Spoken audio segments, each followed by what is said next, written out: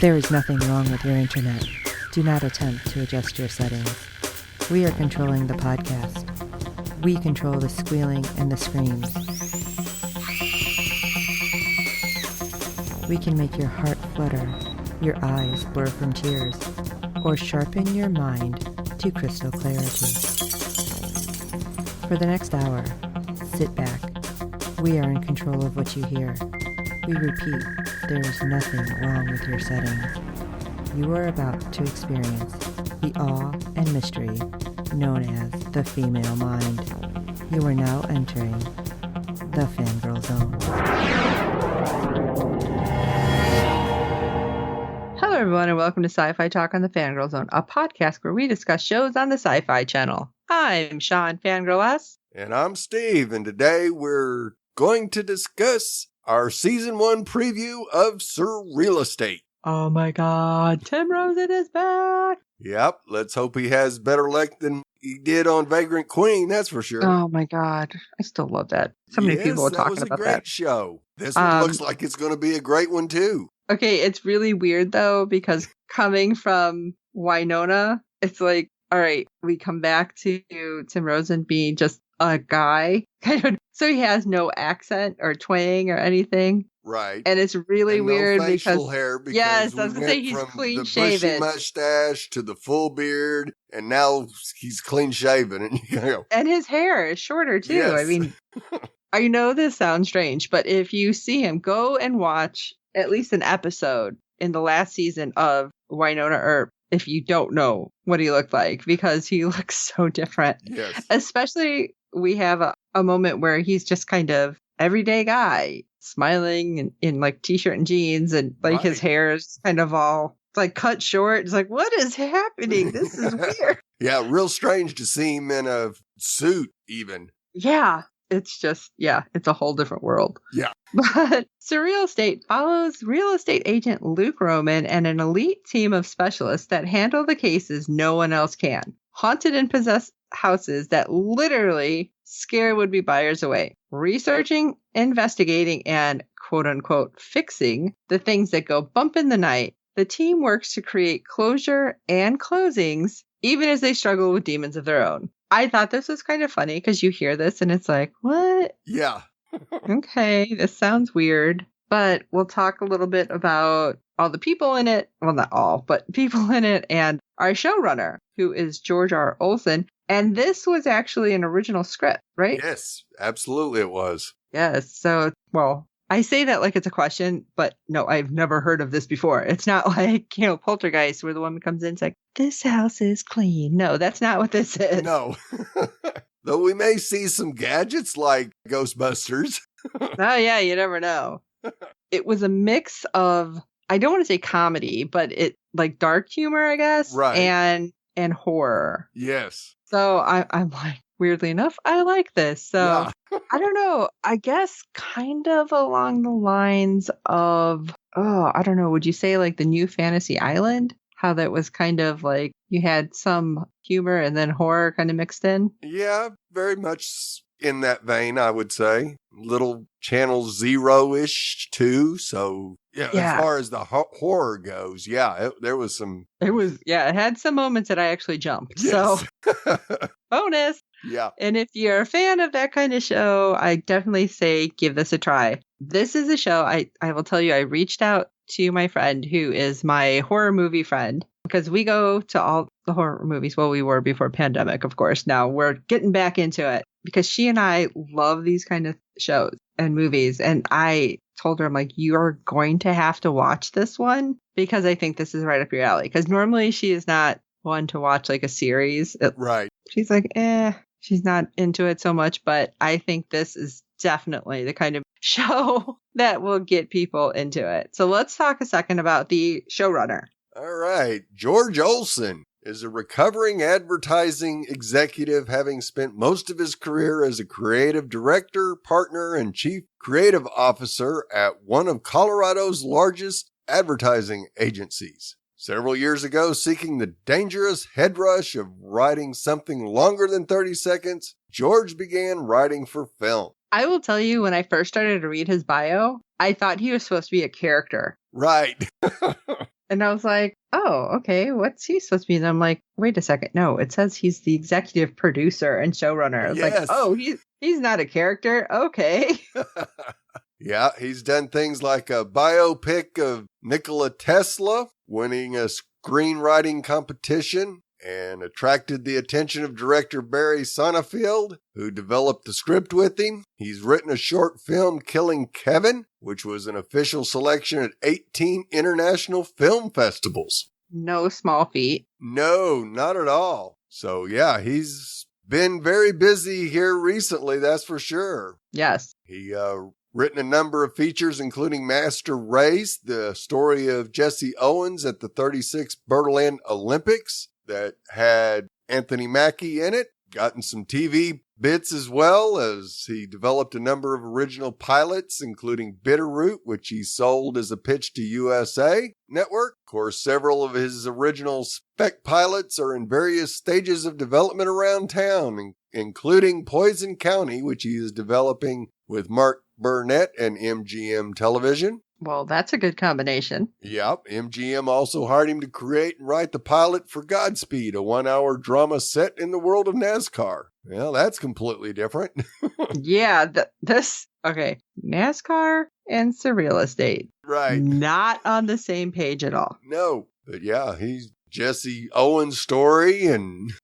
Yeah, it's crazy. Everything that he's done. And I love that we have so many different things. I mean, he sold a pitch for Ruthless to CBS and developed a pilot for the CW network. What? And then you get this. It's like, holy crap. Okay, I can't wait to see what's coming. Right. And I love the last line. Splitting his time between Colorado, Los Angeles, Canada, features and television. George has no outside interests that he's aware of.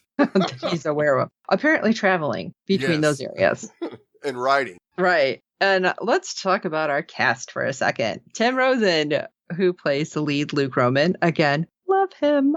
Yes. So apparently he's been in so much more than I've known. Right.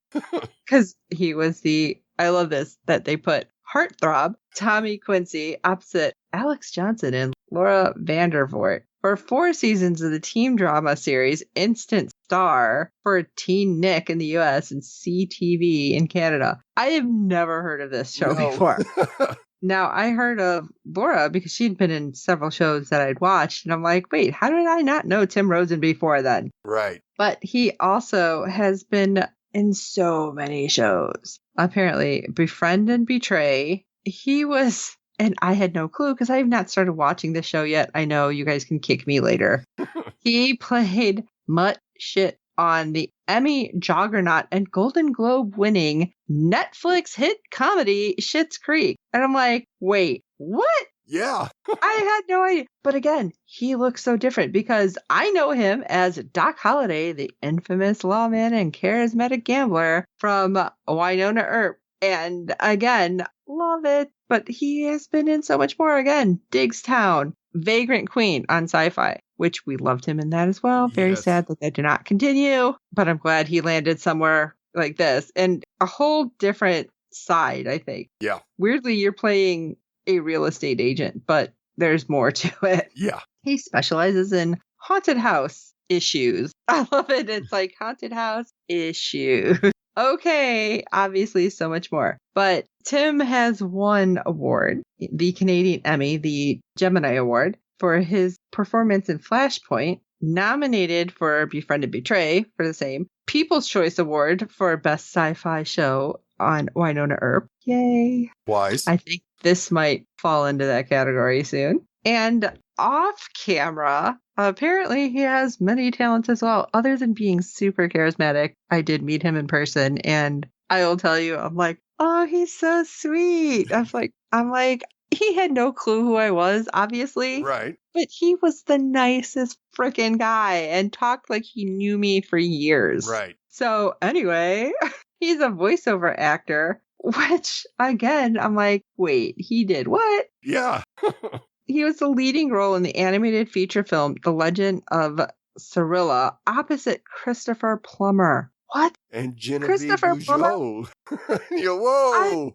My brain exploded. He's produced documentaries, which weirdly, was Yes. the one called Shuckers, about the world of oysters and those who shuck them. Now, that's a big question for me because I didn't know that was a big thing, but hey. And of course, being super proud of his work co-writing multiple Wynonna Earp graphic novels with creator Bo Smith for IDW. We love it. Yes. And then, holy crap, Top it another all off. non-acting. When he's not acting, Tim plays the role of restaurateur in Montreal at his hit restaurants. I don't know if I'm going to say these right. Garde Manger Yep. and Le Bremner. Opposite of star chef Chuck Hughes. What the heck? Yeah.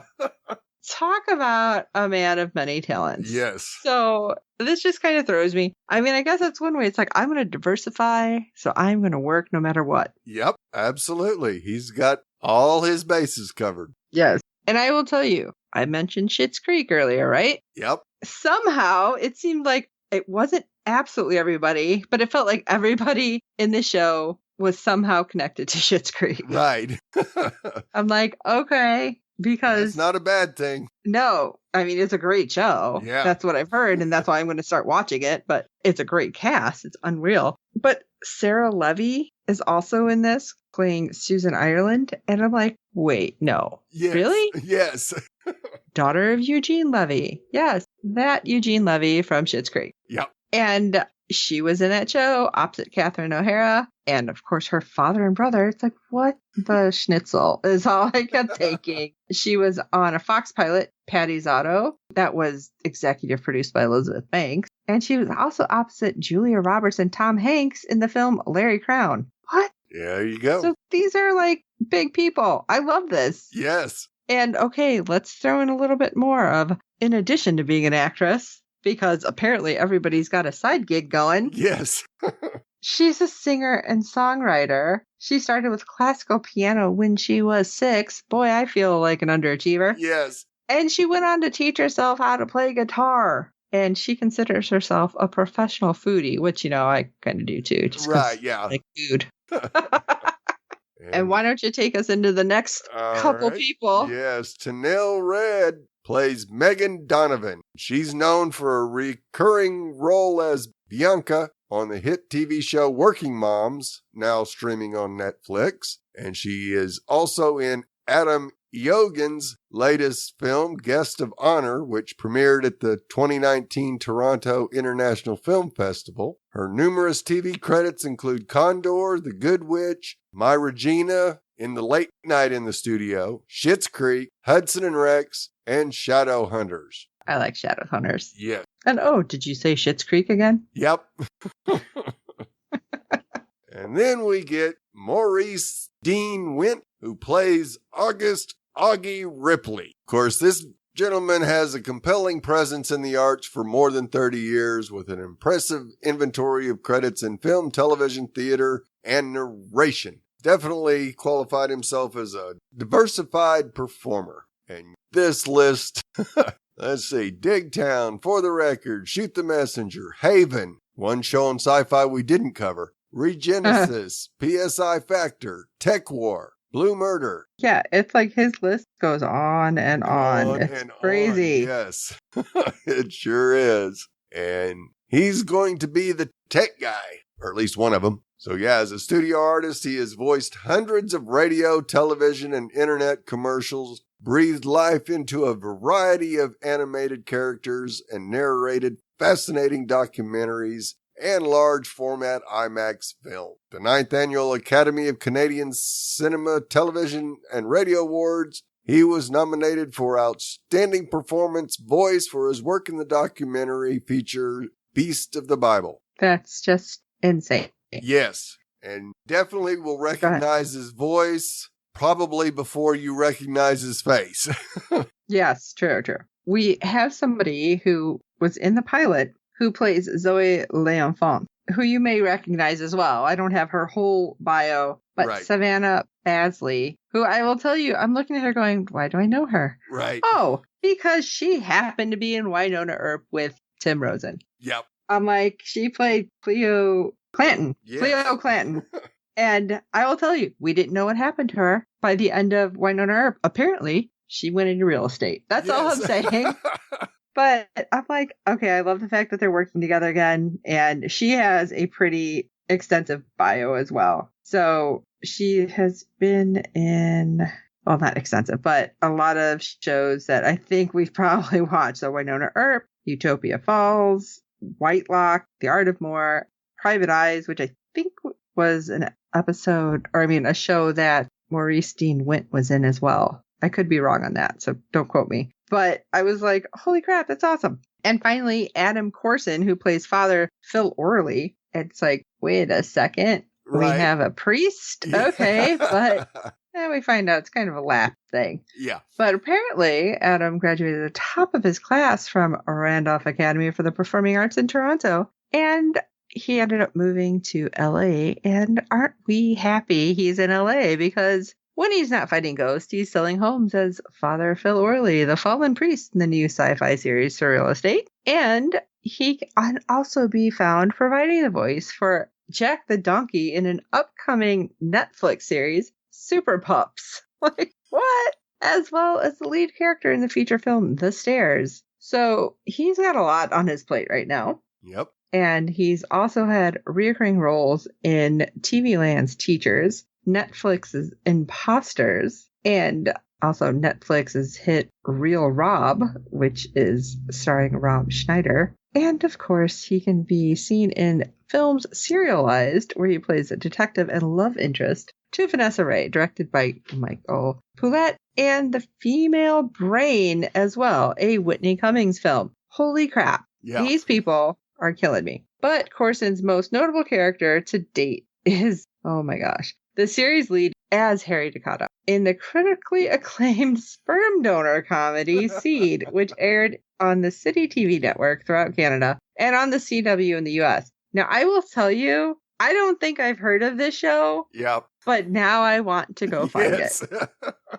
Because this just sounds like, what? Yeah. You had a sitcom based on a sperm donor? Yes. And somehow it gets weirder because that show was nominated for over 20 Canadian Screen Awards over its 2 seasons. So, what? I have to watch this show. Yes. Obviously, this is going to be crazy, and I love it. Yep. Yeah. So what do you think with that cast? It's kind of an eclectic cast, but I'm kind of excited to see how well they work together. Yes, because it seems like so many people from different kind of areas and types of shows. This should be interesting. Yes. But they're all professionals, so obviously everyone's going to gel great. Yes. So we do have a 1.5-minute trailer that SyFy has released, and it begins like your average real estate agents doing their thing. When we see things starting to go wrong, as looks like a hen comes out of a wall, and we see flames coming out of a fireplace, and we hear a scream. Couple asks, what was that? And the agent turns around and tells him, noisy pipes. No, I don't think so. And then we hear Luke Roman saying that at the Roman agency, we sell the houses that no one else can. As we see a nice office that he goes into, and then we see him walking into an overgrown yard to an old house. That can't be good. And then down the street with 2 other men all dressed in sharp suits. Yeah, okay, this doesn't feel like it's going to be just a normal everyday kind of thing. No, not at all. I think that's where we're going to get the comedy part, is in real life and being real estate agents. And get a little mix of it, yeah. And then we see a woman in a sling asking Luke if he's some kind of ghost hunter, as we see a device being placed in a home. Very techy looking thing. And Luke tells her, no, ma'am. And we see a shot of a kid with very sharp teeth. I'm the real estate agent. Yeah. It's like, what? Like, okay. And then we get a shot of Luke in the car with another agent telling her that some agents put vanilla extract on hot light bulbs for that fresh baked cookie smell. I wonder if people really do that. I'm just saying. Absolutely. Seriously? Oh yes. My God. See, I've never gone to look at a house like to buy, so I never thought that would be a thing. Oh, absolutely it is. But we help them by stopping the walls from bleeding. What? And we see a man with an interesting set of spectacles on, allowing him to see paranormal things. Man, I wish I had a pair of those. I don't know. I get paranoid as it is, so I don't know if that'd be a good thing. You're not. Yeah. And we hear one guy say that house has racked up a body count. That can't be good. No. And No. we get the guy with the spectacles asking a woman if she lost someone horribly recently, as we see a woman on the stairs with a knife in her hand. That can't be good either. No. A shot of the office, then a red-eyed wolf-looking thing, and a lady telling Luke that she thinks it's going to be very interesting working for him. Of course, we get quick shots of some ghouls and what appears to be a capture device being tossed into a room. There's your Ghostbuster theme. Yes. Well, I was thinking more of a Pokeball there with that one. Oh. The other device that the guy sat down on a table and kind of pushed the red button, that kind of gave me the Ghostbuster feel, just throwing the ball into a room. What, you catching a ghost Pokemon with that thing? Hey, you know what? There are ghost types, so, you know. You better believe it.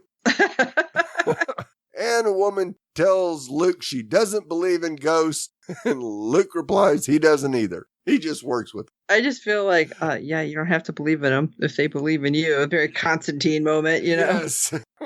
So, SurrealEstate premieres on SyFy on July 16th, which should be just about the end of Van Helsing. Yes, I can't wait. I'm so excited that we're getting this new show on SyFy and wholly new premise. Yes. Because this is not something I think we've ever seen anything quite like it. So hold on to your hats, folks. Let's see what's going to happen. Right. If the horror is anything close to Channel Zero. Holy crap. Yes. With Tim Rozon and the way he can do comedy as well, this might be just awesome. I can't wait. And we're going to try really hard to get somebody on here to talk about it. Right. I really want to talk to Tim, but of course I might go back to talking about Doc Holliday. So that could be bad, but yes. We'll see what happens. So what do you think about the trailer? What do you think is going to happen? Do you think this show has teeth? Let us know your thoughts. Shoot us an email at syfytalk@fangirlzone.com. Let us know. We will obviously reply to you and have it on air. Plus, we would like you to rate and review us on iTunes and every other platform you find us on, because good ratings and reviews help other fans of the show find us. Tell your friends about this show. You know you want to watch the first episode at least because you're super curious about what they're going to do. I will tell you, you will not be disappointed. No. And we know the Erpers are going to be there for the first episode. That's for sure. Yes. And I can't wait to hear from all of our Erper friends. So tell your friends about the show. Sit down, watch it. And we, of course, hope you're enjoying our podcast and everything that will come of this show on our podcast. Don't forget to check out our website, www.fangirlzone.com. We have our contacts page there. We will tweet live when this show is on, so you can tweet with us. And for this episode of SyFy Talk, I am Sean Fangirl S. And I'm Steve. Neither do I. I just work with them. And until the premiere.